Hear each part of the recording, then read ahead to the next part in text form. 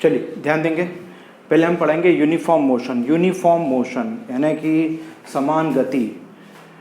Non uniform motion असमान गति। आपने देखा होगा कि अगर समान गति को हम क्या बोलते हैं, स्पीड इज कांस्टेंट, यानी स्थिर गति, स्पीड स्थिर चाल, इसे बोलते हैं वेरिएबल चाल, यानी वेरिएबल है परिवर्तित चाल। जिसमें परिवर्तित चाल होती है उसे असमान गति कहते हैं। जिसमें चाल बदलती रहती है, उसे असमान गति कहते हैं। जिसमें चाल निश्चित होती है, फिक्स होती है, कांस्टेंट होती है, उसे हम समान गति यानी यूनिफॉर्म मोशन कहते हैं। भाई आप कार चला रहे हैं, ठीक है, हाईवे पे आपने कार चला रहे हैं, पूरा प्लेन रोड है, तो आपने 40-50 की स्पीड मेंटेन कर दी, 50 की स्पीड पे चला जा रहा, आगे कोई गाड़ी नहीं है, तो एक स्पीड से गाड़ी चल रही है।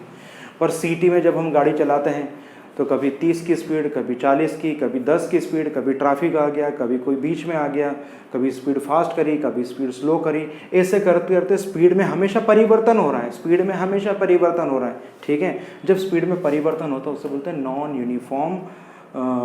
Uniform velocity. तो ये एक होता है यूनिफॉर्म मोशन, एक होता है नॉन यूनिफॉर्म मोशन, समान गति और असमान गति। तो समान गति का मतलब है कांस्टेंट, एक ही रफ्तार से चलना, एक ही रफ्तार से जब चलती है तो उसे समान गति।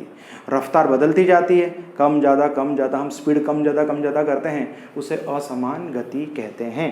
चलिए अब आगे बात करें, एवरेज स्पीड क्या होगी। एवरेज स्पीड निकालना तो total distance covered upon total time taken. Formula याद रखिएगा, total distance covered upon total time taken. इसका एग्जांपल देता हूँ मैं आपको कि समझिए कि कोई कार है, यहाँ से चालू की उसने, ठीक, ये d1 डिस्टेंस है, वो t1 सेकंड में करा, फिर यहाँ से यहाँ गया, d2 डिस्टेंस t2 समय में कवर किया, यहाँ से यहाँ गई कार, d3 डिस्टेंस t3 समय में कवर किया, उसके आगे गई कार तो t4 डिस्टेंस t4 टाइम में, यानी दूरी क्या है d1 दूरी तय करने में t1 समय लगा, d2 दूरी करने में t2 समय लगा, d3 दूरी तय करने में समय लगा t3, ठीक है, t1 t2 t3। तो इस तरह से t1 t2 t3 ये डिस्टेंस लगा है। तो यहाँ पे लिख के बताता हूँ, ये दिख नहीं रहा होगा आपको, ये देखिए,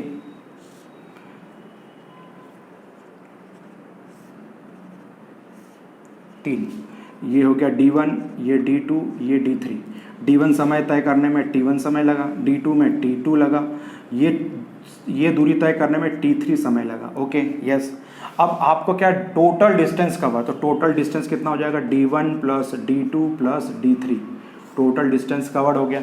तो टोटल दूरी कितनी तय की, d1 d2 d3। याद रखिएगा टोटल डिस्टेंस कवर्ड बोला, डिस्टेंस, यस, डिस्टेंस अभी बात की थी मैंने, तो अपॉन में टोटल टाइम, तो हो जाएगा t1 t2 और t3, t1 t2 और t3।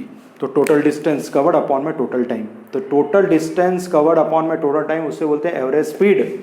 तो एवरेज स्पीड का फॉर्मूला समझ में आ गया होगा।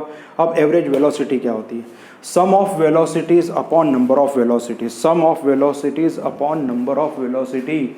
तो सम ऑफ वेलोसिटीज के बारे में बात करते हैं, देखिए जरा सभी ध्यान दीजिए, sum of velocities upon number of velocities.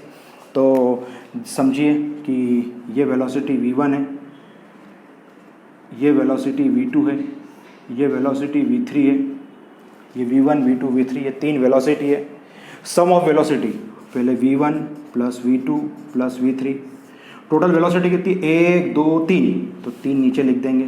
जैसे हम एवरेज की बात करते हैं, औसत निकालते हैं, जैसा औसत निकालते हैं वैसे ही है, ठीक है। अगर 3 पर्सन की एज का एवरेज निकालना तो तीनों की आयु को जोड़ो, एज जोड़ो और 3 से डिवाइड करो। किसी क्रिकेटर ने जो है किसी मैच में, किसी टेस्ट मैच में 5 मैचों में कुछ रन बनाए, तो 5 टेस्ट मैचों के रनों को जोड़ते हैं और 5 से डिवाइड करते हैं, इसे एवरेज बोलते हैं। एवरेज बोलो, औसत बोलो, ठीक है, मतलब एक ही है। तो इसका मतलब है एवरेज वेलोसिटी का मतलब sum of velocity upon number of velocity. Velocity कितनी है, 3, 1 2 3, तो नीचे लिखेंगे 3 और उन वेलोसिटी को हम जोड़ देंगे, उन वेलोसिटी को हम प्लस कर देते हैं। तो इस तरह से हमने uniform motion, non uniform motion, average speed, total अभी तक बहुत सारी डिटेल हमने बात की है। एवरेज स्पीड क्या होती है, एवरेज वेलोसिटी क्या होती है, तो total distance covered upon total time taken. तो ध्यान रहेगा आपको, इस तरह से आप ये नोट कर लीजिए।